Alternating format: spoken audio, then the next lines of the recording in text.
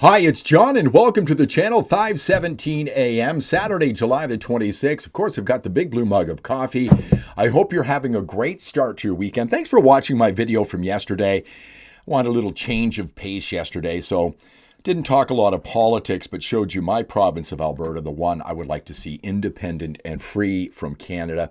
I'll leave a card at the end so you can click on that and watch that. Beautiful views of me riding from Banff, Alberta, to Lake Louise on my bicycle. By the way, if you have subscribed to the channel, I picked up a couple of hundred different people over the last week or so. Thanks so much. If you haven't subscribed, please click on subscribe. So today, I woke up 2:30, 3 o'clock in the morning like I normally do. It's about 5:17 in the morning right now, so I've been kind of pondering this video this morning, and I was thinking about the picture that I used a couple of times in videos this past week, and here it is right here. Here is Scott Moe on the left, Doug Ford in the middle, Danielle Smith on the right. The Stronger Pipeline Pact spans 3 provinces. I did a video the other day saying there's somebody missing here, and that would be Wab Kinew, who is the Premier of Manitoba. Article running in the Winnipeg Sun right here. Kinew walked away from progress, and Manitobans are right to call him out. So they hammer Wab Kinew for not being in this picture right here. But the reason I was thinking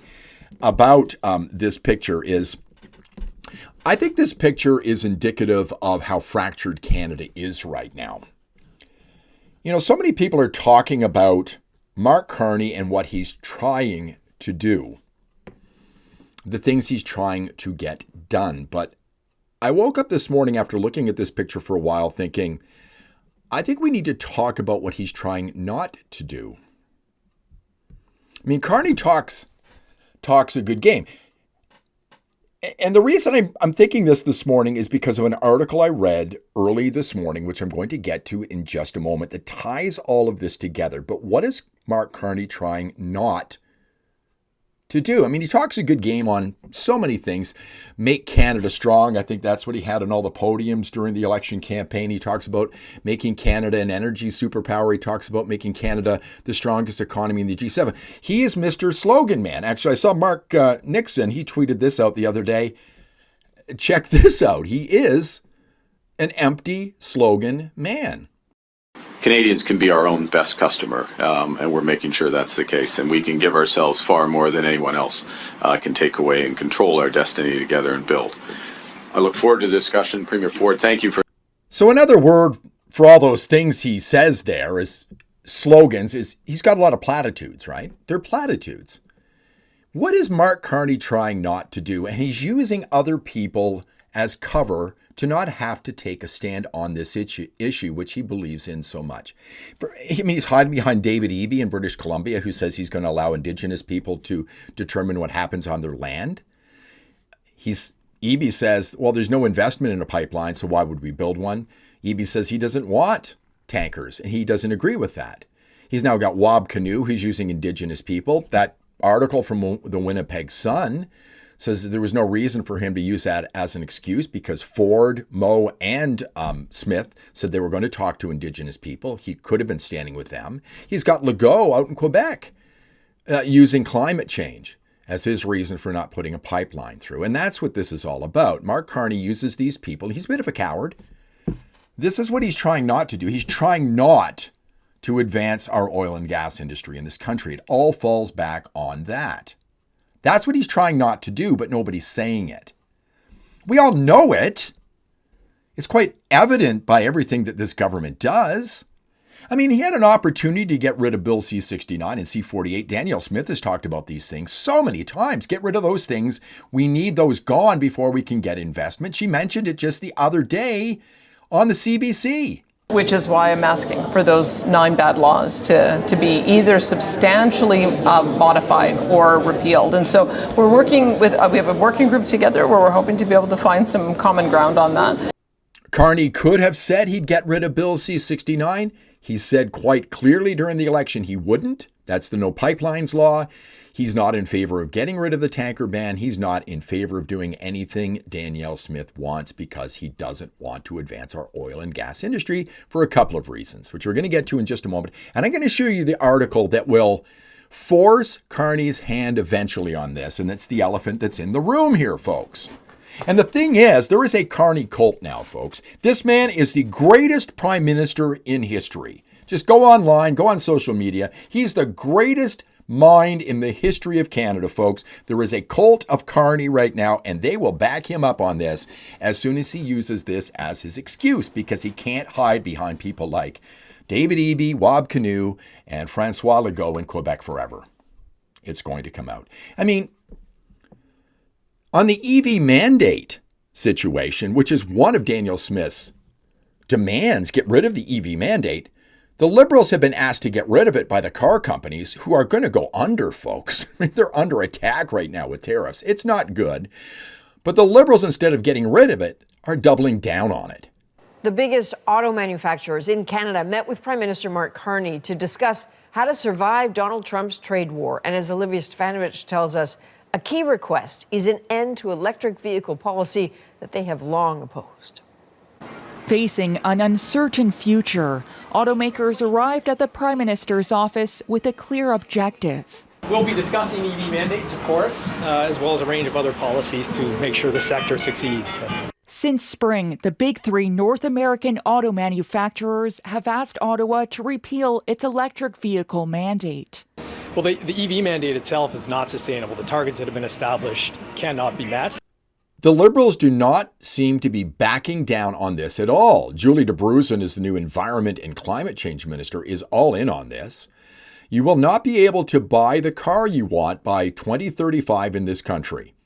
Hold on to the one you got, keep it running as long as possible. If they don't get rid of this EV mandate, you will be forced to buy what the Liberals tell you you can buy. Now, what's the article I saw that has me thinking that Mark Carney is going to have to pivot to this eventually? I've been waiting for this to happen for a long time. It really hasn't come up much. Again, he's hiding behind other reasons.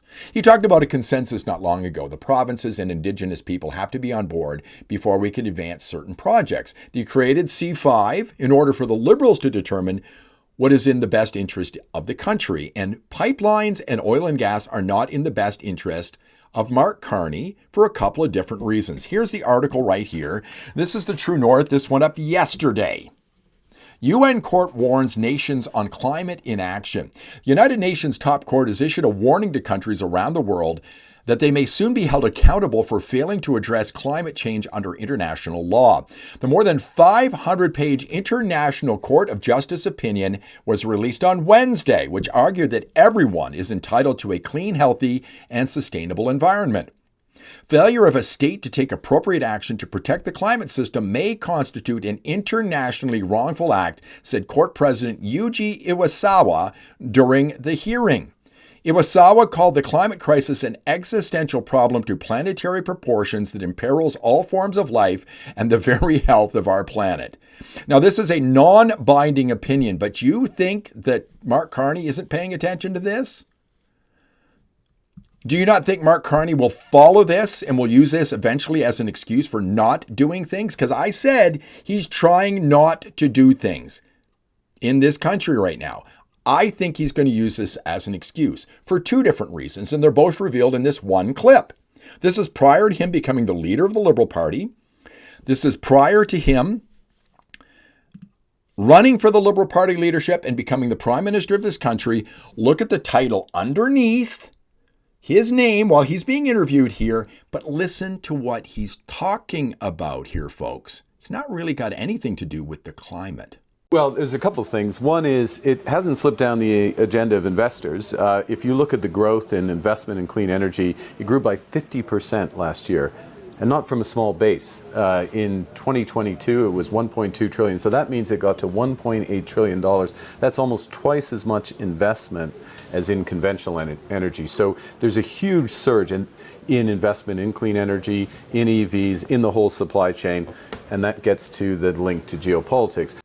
He isn't really talking there at all about the climate. He's talking about investing. And we all know how conflicted Mark Carney is when it comes to his investments.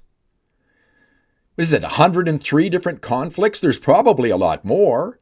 I mean, he's conflicted up to here when it comes to green energy. Everything, housing, jet fuel, you name it. Most of it invested in the United States of America. This is why this man should not be making decisions on what is in the best interest of my province of Alberta and in the country of Canada as well.